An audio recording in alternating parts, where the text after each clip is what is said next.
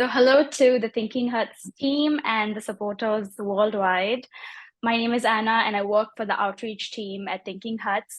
And this is the first episode of the interview series, The Hut Talks, where we introduce you to the people who are working behind the scenes for Thinking Huts. I have with me here today Tyler Henry. He is a board member of Thinking Huts. He's also a partner at Range Music and the co founder of Sturdy. Thank you so much, Tyler, for joining us today. I can't believe episode one is getting wasted on me, but great to be here. I'm thankful and honored. That's awesome. So my first question to you would be, what drew you towards Thinking Huts? So it was middle of the pandemic. I'd say it was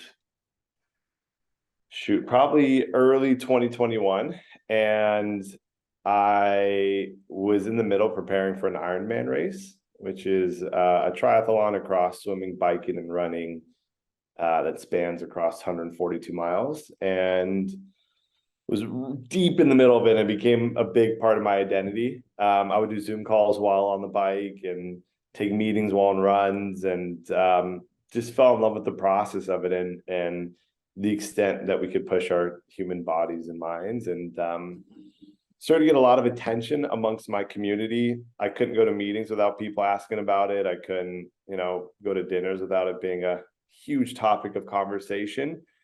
And I knew why I was doing it for myself, but I've sort of always been afraid to, I guess, put myself out there in any sort of public way and get attention. I always enjoyed being behind the scenes, and I thought this would be a unique opportunity to bring awareness to something that needed the attention. Mm-hmm. And so I asked a wonderful partner at our company. Her name's Rachel Kropa, and she runs she's also one of the co-founders at Range and runs all the sort of nonprofit initiatives and impact at the company of just how are we doing more with our resources. And I went to her and I said, listen, like I'm doing this race. I feel like I'm getting a lot of attention towards it. Like, are there any good young organizations that are in the education sector that you feel like are in an early stage but have a bright future ahead of them and could use some attention and fundraising? And she introduced me to a few people, with Maggie and Thinking Huts being one of them. And just, yeah, after meeting her, was so impressed, and really quickly knew that I wanted to help them raise, was sort of how the extent of the relationship started. And then from there, just kept growing and growing. I finished the race, was able to help them raise for their first build, and then was honored to be asked to join the board after that. Amazing. That's amazing. I totally resonate with what you're saying though about like education and bringing awareness to it, and it's like equalizing the ground, right? It's giving everyone equal opportunities to come up, and it's a worthy cause. And Maggie's doing a fantastic job, and so is the team at Thinking Huts. I think my second question would be, what was your journey like to becoming a board member at Thinking Huts? Yeah, it started as, sort of just focusing on this fundraiser and getting them through the first build.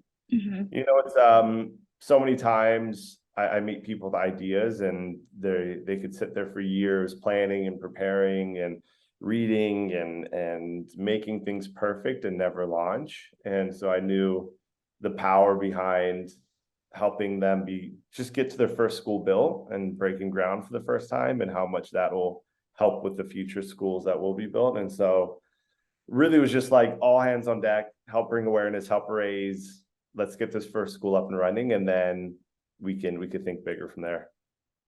Amazing. Thank you so much.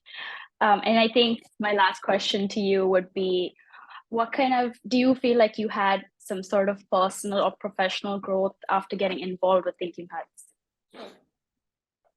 Yeah,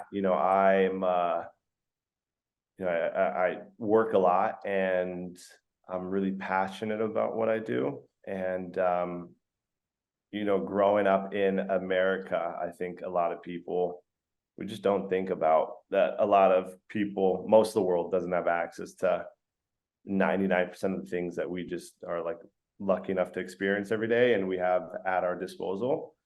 Mhm.